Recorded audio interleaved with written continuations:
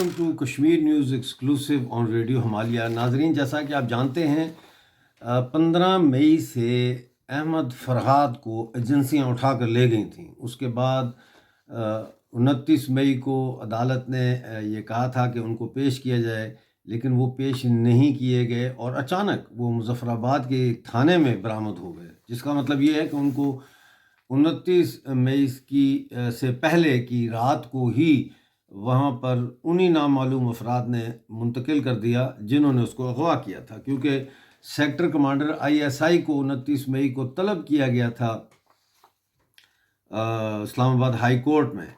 تو اس سے بچنے کے لیے پھر انہوں نے یہ راستہ نکالا۔ بہرحال اب وہ ظاہر ہے مظفر آباد میں قید ہیں اور ان پہ کیس چل رہا ہے، وہاں پہ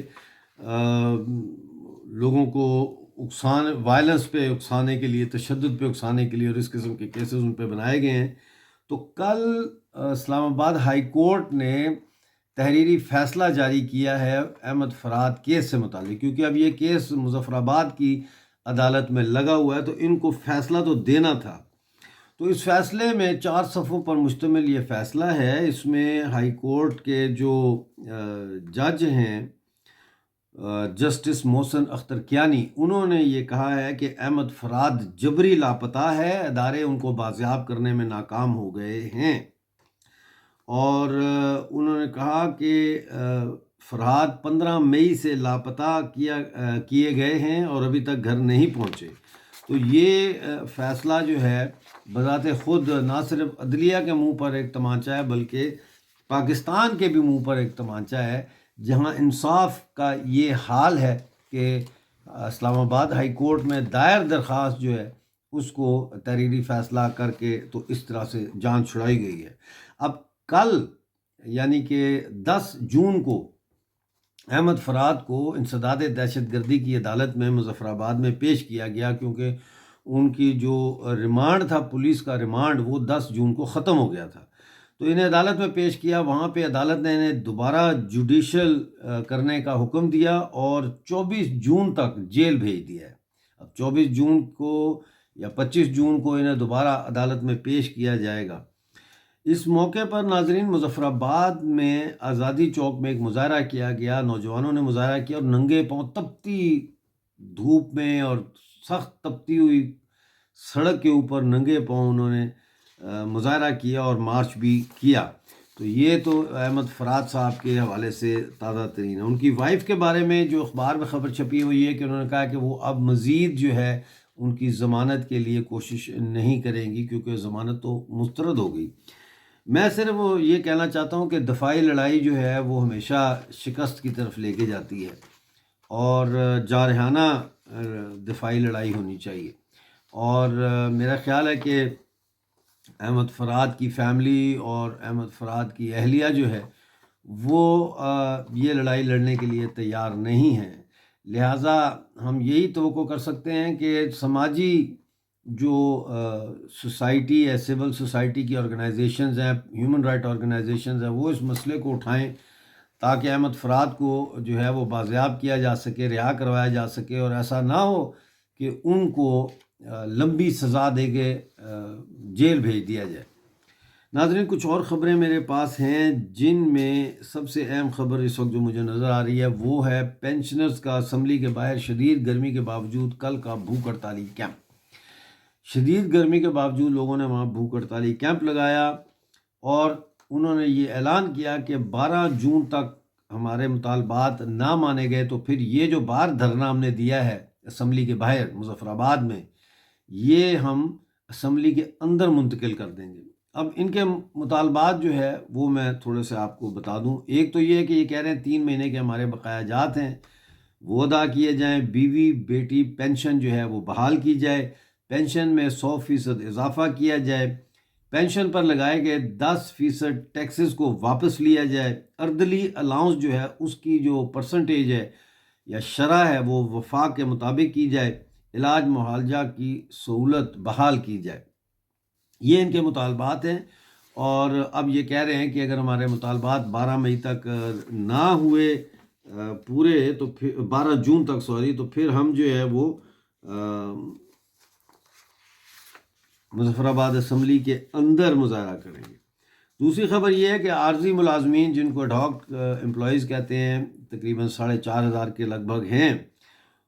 ان کا جو احتجاج ہے وہ اب اسلام آباد پہنچ چکا ہے اور احتجاجی دھرنا دیا جا رہا ہے پارلیمنٹ کے باہر اسلام آباد میں۔ اور اس دھرنے میں جو ایڈ ہاک ملازمین ہیں ان کی خواتین بھی اس میں، گھر والے بھی اس میں شامل ہیں۔ ادھر آل پاکستان کلرکس ایسوسی ایشن آزاد کشمیر کی جو برانچ ہے، انہوں نے بھی یہ مطالبہ کیا ہے کہ آنے والے بجٹ میں جو تنخواہیں ہیں اس میں 100% اضافہ کیا جائے اور کنوینس اور میڈیکل الاؤنس میں 2% اضافہ جو ہے وہ انہوں نے اس کا مطالبہ کیا ہے۔ ریونیو امپلائیز جو ہیں ان کے مطالبات کے حق میں سیاہ پٹیاں باندھ کر علامتی احتجاج بدستور جاری ہے۔ اسکیل 1 سے لے کے اسکیل 17 تک جو ریونیو ملازمین ہیں وہ مراعات سے محروم ہیں، یعنی مراعات کیا ہے، ہیلتھ، راشن، رسک الاؤنس وغیرہ ان کو نہیں دیا جا رہا، تو وہ اس کا مطالبہ کر رہے ہیں۔ ناظرین، پاکستان میں سود کی شرح 20.5% ہو گئی ہے، جس کا مطلب یہ ہے کہ اگر تو ہم یہ بات لے کے چلیں کہ اسلام میں سود حرام ہے، تو پھر یہ ماننا پڑے گا کہ اس وقت پاکستان کی پوری عوام کو، جتنی بھی ہے، وہ 24 کروڑ ہیں یا 25 کروڑ ہیں، جتنے بھی ہیں، ان سب کو حرام کھلایا جا رہا ہے۔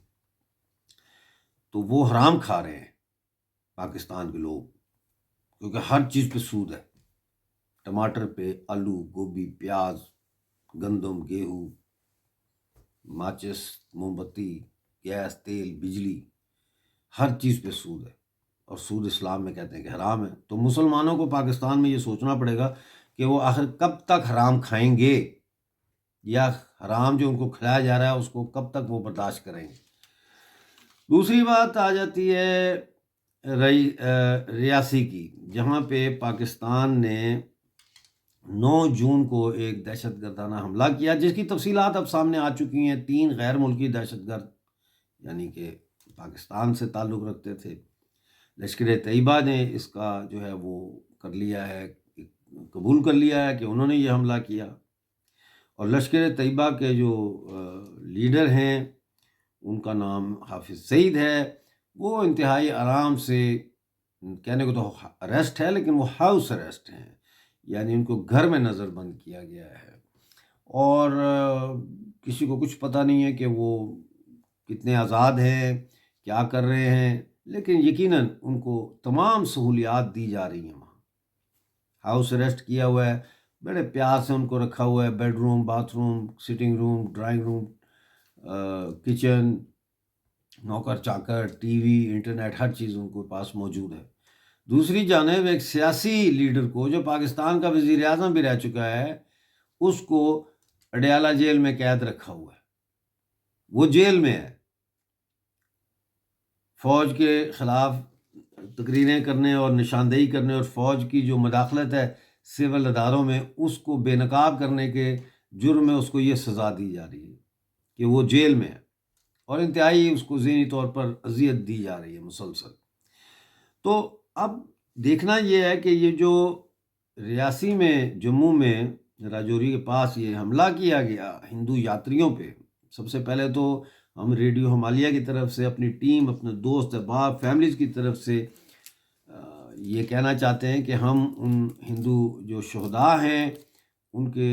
فیملیز کے دکھ میں برابر کے شریک ہیں، اس کو کنڈیم کرتے ہیں، اور دعا کرتے ہیں کہ ان کے جو دکھ ہے یہ، اور جو تکلیف ان کو ہوئی ہے، یہ ان کو طاقت دے، اس چیز کی طاقت دے کہ وہ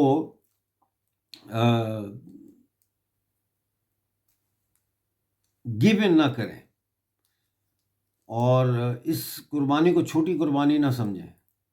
یہ جو معصوم لوگ شہید ہوئے ہیں، زیادہ تر کا کہہ رہے ہیں تعلق یو پی سے ہے، جو آدتیہ ناتھ جی کا صوبہ ہے۔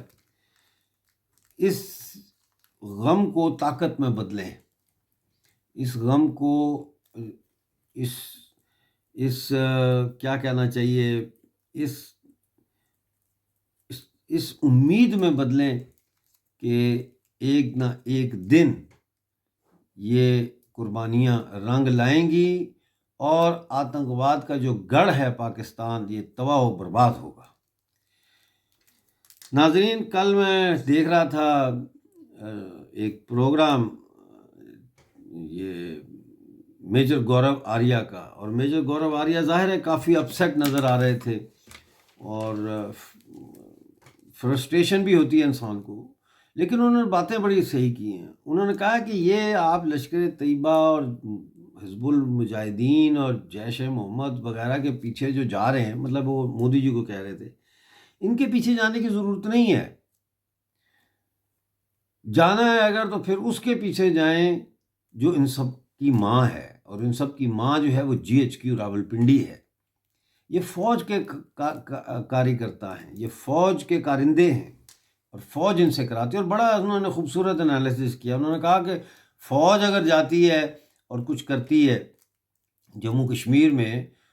تو پھر تو وہ سامنے ہو جائے گا، پھر تو کوئی ڈھکی چھپی بات نہیں رہے گی، لہٰذا وہ ان پراکسیز کے ذریعے یہ چھوٹے موٹے واقعات کرواتے رہتے ہیں، اور جب انگلی اٹھتی ہے پاکستانی فوج کی طرف تو وہ کہتے ہیں ہمیں تو پتہ ہی نہیں ہے۔ یہ گورو آریہ بتا رہے تھے، اور وہ بالکل ٹھیک کہہ رہے تھے۔ انہوں نے کہا کہ کم از کم چلو کچھ نہیں تو 5 کور کے ہیڈ کوارٹر پہ کراچی میں ہی ایک پرتھوی پھینک دیں۔ میں سمجھتا ہوں کہ یہ ٹھیک ہے، پھینکا جا سکتا ہے، لیکن اس سے بھی زیادہ ضروری یہ ہے کہ اس سٹرکچر کو ڈسمنٹل کیسے کیا جائے جس سٹرکچر کی بنیاد پہ یہ آتنکواد کا گھنونا کھیل کھیلا جاتا ہے، اور اس سٹرکچر کا نام، اس بلڈنگ، اس عمارت کا نام پاکستان ہے۔ اور اس پاکستان کی عمارت میں جو کمرے ہیں وہ سمجھ لو کہ بلوچستان ہے، POJ ہے، پنجاب ہے، سندھ اور خیبر پختونخوا ہے، رائٹ؟ لیکن ان کمروں کے اندر لوگ قید ہیں، ان کو چھڑاؤ تو یہ سٹرکچر گر جائے گا۔ یعنی بلوچستان کی تحریک آزادی کی اگر مدد کی جائے پراپر،